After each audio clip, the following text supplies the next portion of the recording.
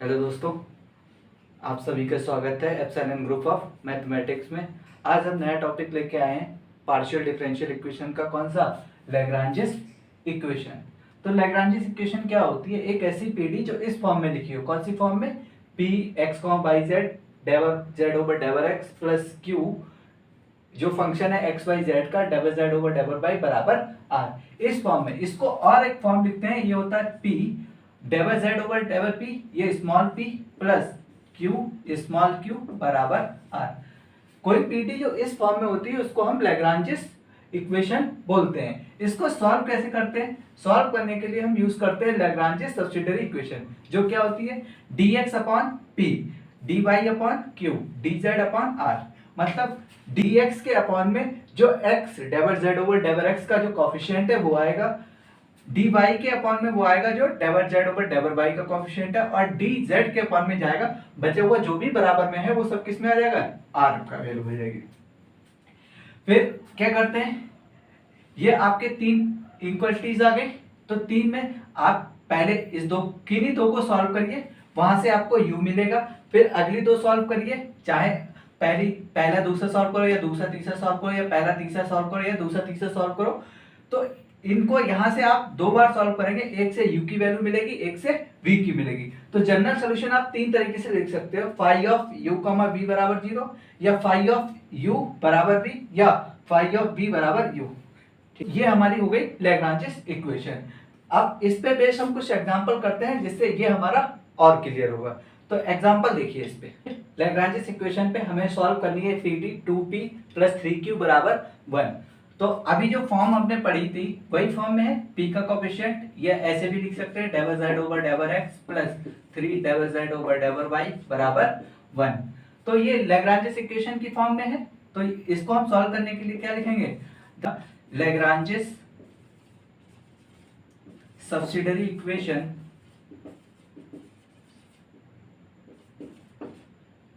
are given by, तो देखिए subsidiary equation क्या हो जाएगी?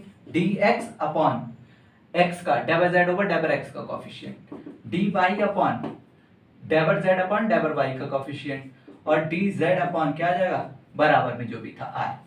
अब पहले इन दो को सॉल्व करते हैं, फिर इन दो को सॉल्व करते हैं, वहां से u और v की वैल्यू आएगी। ठीक है, तो फ्रॉम फर्स्ट एंड सेकेंड, पहला दूसरे को सॉल्व करोगे तो यहां से मिल जाएगा आपका 3dx बराबर 2dy।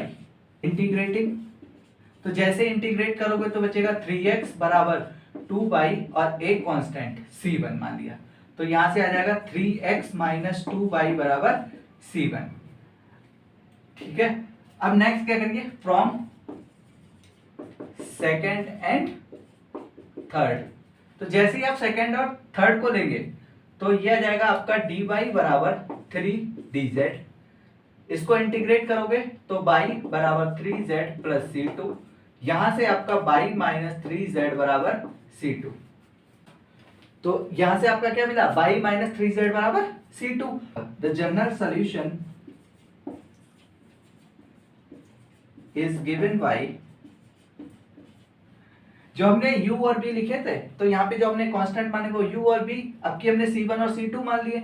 तो जनरल सॉल्यूशन क्या हो जाएगा? फाई ऑफ c1 c2 बराबर 0। फाई ऑफ c1 की वैल्यू कितनी है? 3x minus 2y y minus 3z बराबर 0। एक तो सॉल्यूशन ये हो गया, और दूसरा सॉल्यूशन क्या हो जाएगा? Phi of 3x minus 2y बराबर y माइनस 3z, और तीसरा सॉल्यूशन क्या हो जाएगा? Phi of y minus 3z बराबर 3x माइनस 2y।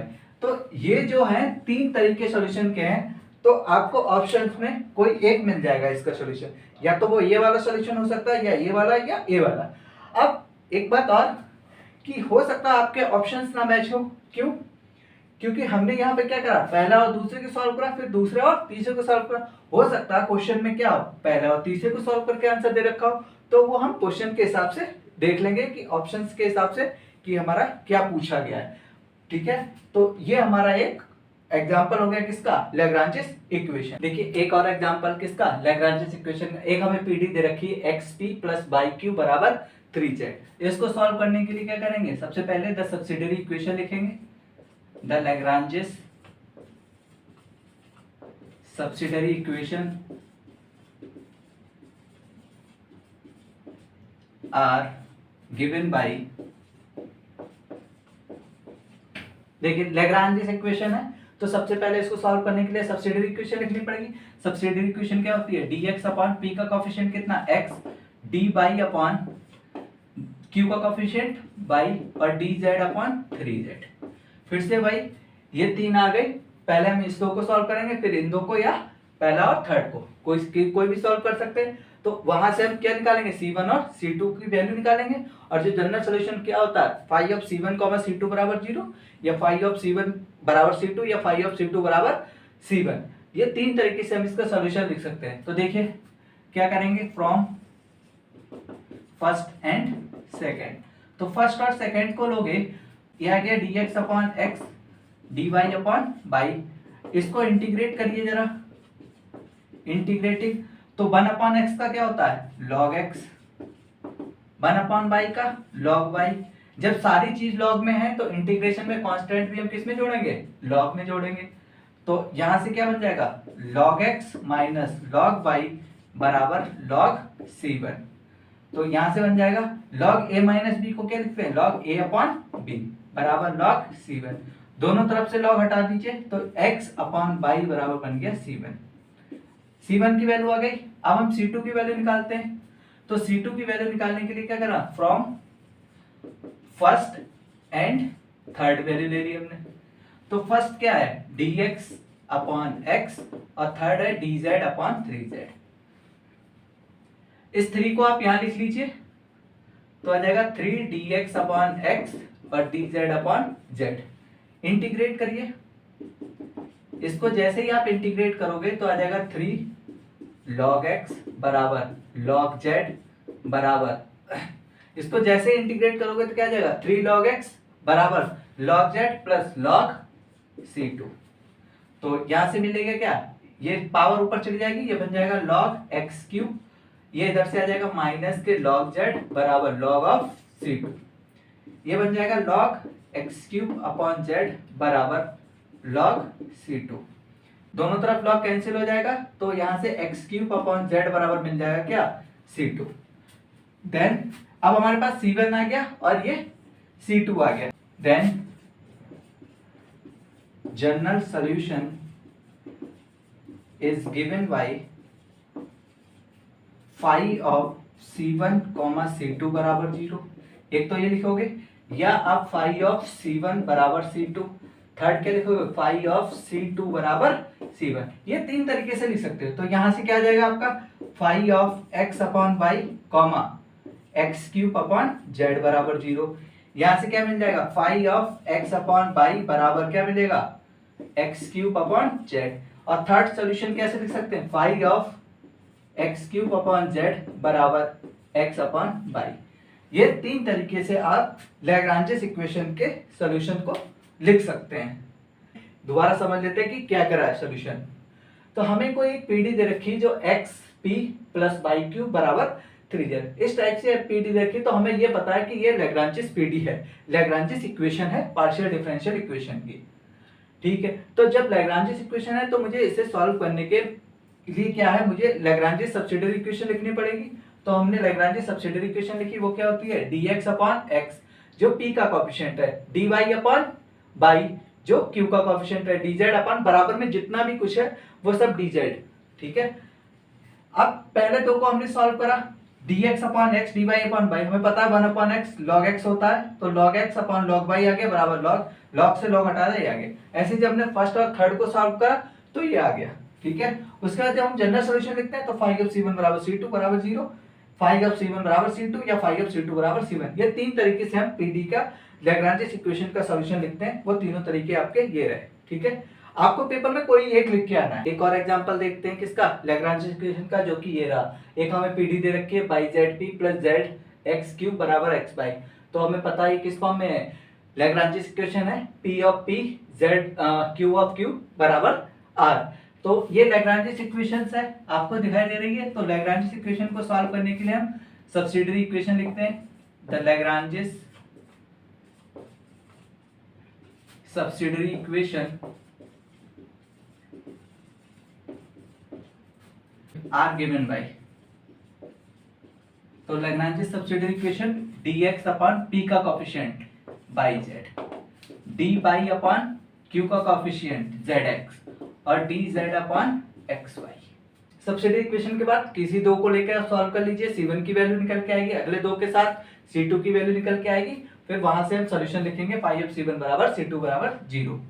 तो यहां से फ्रॉम फर्स्ट और second, from first and second, तो फर्स्ट और सेकंड को हम सॉल्व कर रहे हैं, तो dx upon by Z, dy upon zx, यहां से आपका z से z कैंसिल हो गया, यह आ जाएगा x dx बराबर बाई dy, दोनों तरफ 2 से मल्टीप्लाई कर लीजिए तो आ जाएगा 2x dx बराबर 2y dy। इसको इंटीग्रेट करिए, इंटीग्रेट करेंगे तो इंटीग्रेशन में क्या आ जाएगा 2x का x स्क्वायर बराबर बाई स्क्वायर प्लस एक कांस्टेंट c1, तो यहां से x square minus by square की वैल्यू कितनी आ गई c1। ऐसे ही आप क्या करोगे, दूसरे और तीसरे को सॉल्व करोगे फ्रॉम सेकंड एंड थर्ड, तो जब सेकंड और थर्ड को सॉल्व करोगे तो सेकंड है dy अपॉन zx और dz अपॉन xy, तो x से x cancel, cross multiply by dy बराबर z dz, दोनों तरफ 2 से मल्टीप्लाई कर लीजिए 2z dz, इंटीग्रेट कर लीजिए, इंटीग्रेट करोगे तो मिलेगा y स्क्वायर बराबर z square plus c2, y square minus z square बराबर c2। आपको c1 मिल गया, आपको c2 मिल गया, then general solution is given by, general solution क्या होता है, फाई ऑफ c1 c2 बराबर 0 या फाई ऑफ c1 बराबर c2 या थर्ड फाई ऑफ c2 बराबर c1, ये 3 तरीके होते हैं। तो यहां से आपका मिलेगा phi of x square minus y square comma y square minus z square बराबर 0। फाई ऑफ c1 की value x square minus y square बराबर y square minus z square, यहां से phi of y square minus z square बराबर x square minus y square. ये इस PD के 3 solution हो गए, ये आपके आज 3 एग्जांपल हो गए। ठीक है, अगली वीडियो में हम इसके कुछ और एग्जांपल देखेंगे, तब तक आप देखते रहिए, पुरानी वीडियो आप देख लीजिए ताकि आपको ये टॉपिक और अच्छे से क्लियर हो जाए। Thank you.